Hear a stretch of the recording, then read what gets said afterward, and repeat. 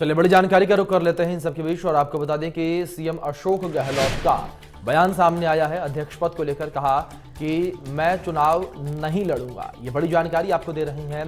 कांग्रेस अध्यक्ष पद के चुनावों को लेकर सीएम ने कहा है कि मैं कांग्रेस अध्यक्ष पद का चुनाव नहीं लड़ूंगा।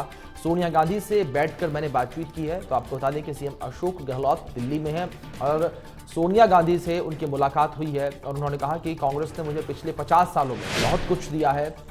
तो बड़ी अपडेट आपको दे रहे हैं। परसों जो घटना हुई उसने हिलाकर रख दिया। सीएम अशोक गहलोत ने कहा कि देश में यह मैसेज गया कि सीएम बना रहना चाहता हूं। कहा कि मैंने सोनिया गांधी से सॉरी फील किया है, माफी मांगी है।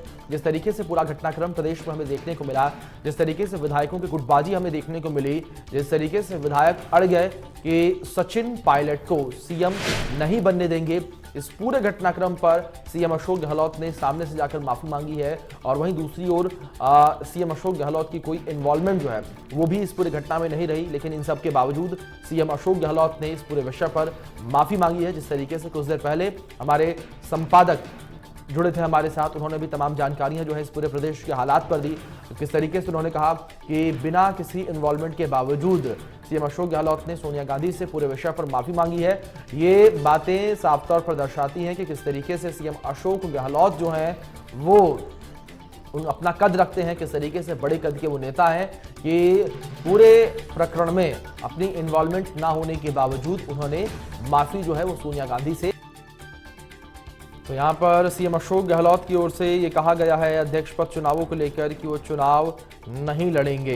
तो जिस तरीके से लगातार संशय जो है इस पूरे प्रकरण के बीच बना हुआ था कि सीएम अशोक गहलोत अब चुनाव लड़ेंगे या नहीं लड़ेंगे अध्यक्ष पद का, और जो राजनीतिक घटनाक्रम प्रदेश में देखने को मिल रहा था, इन सब पर सीएम अशोक गहलोत ने इन सब पर से पर्दा जो है वो हटा दिया है और क्लियर कर दिया है कि अध्यक्ष पद का चुनाव सीएम अशोक गहलोत नहीं लड़ेंगे।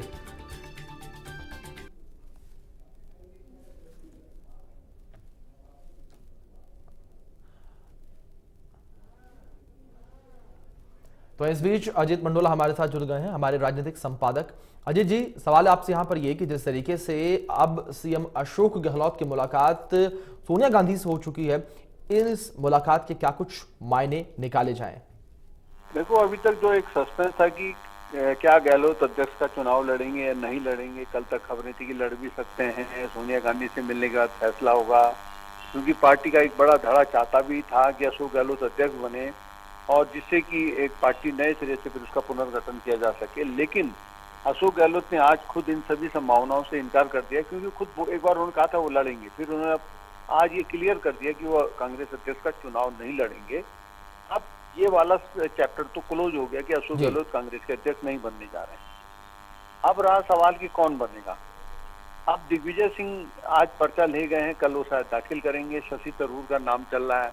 तो मेरा ये मानना है क्या ये दोनों भी, इन दोनों में भी क्या अध्यक्ष बनेगा कोई, क्योंकि अभी कई तरह के पेच आ गए। दिग्विजय सिंह को पार्टी अध्यक्ष बनाएगी ये बड़ा सवाल है, क्योंकि दिग्विजय सिंह एक वैसा चेहरा है जिनको लेकर बीजेपी को एक बड़ा मुद्दा मिल जाएगा उन पर हमला करने का।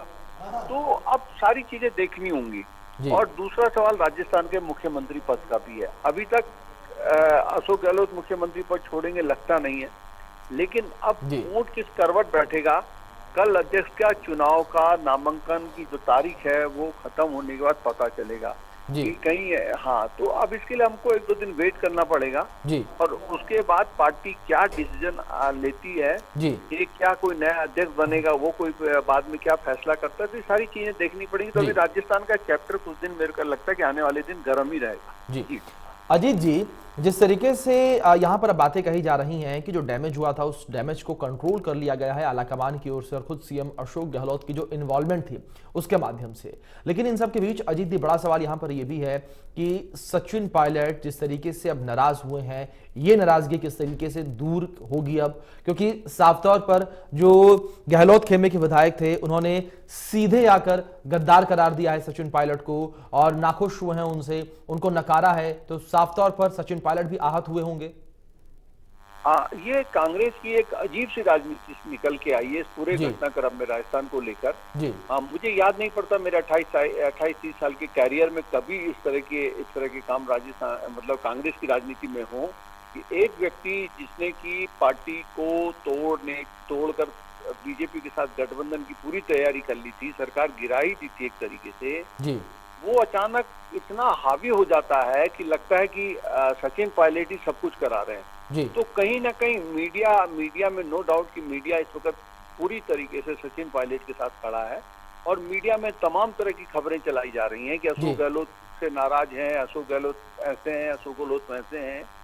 कोई एक उस फ्रंट को नहीं देख रहा है कि राजस्थान में क्या वाकई सचिन पायलट अभी भी इतने लोकप्रिय हैं कि जो अशोक गहलोत को मुकाबले में हरा सके। तो मेरा कहने का मतलब है कि सब कयासबाजी लग रही है। सचिन पायलट प्रदेश अध्यक्ष थे, प्रदेश अध्यक्ष बहुत सारे रहे हैं, लेकिन अचानक से मीडिया द्वारा इतना हाइप दे देना कि पूरा राजस्थान एक डिस्टर्ब हो गया। एक स्टेबल राज्य था राजस्थान।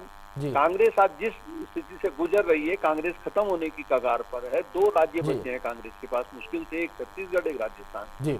और राजस्थान देश का सबसे बड़ा राज्य भूभाग के हिसाब से, और एक राजस्थान में बड़ी उम्मीद। बिल्कुल साफ तौर पर अजीत जी, जिस तरीके से तमाम जानकारियां आप दे रहे हैं, देखना दिलचस्प रहेगा कि कांग्रेस अगला कदम किस तरीके से उठाती है, क्या कुछ अगला कदम उठाया जाएगा। बहुत शुक्रिया आपका हमारे साथ जुड़ने के लिए, तमाम जानकारियों के लिए।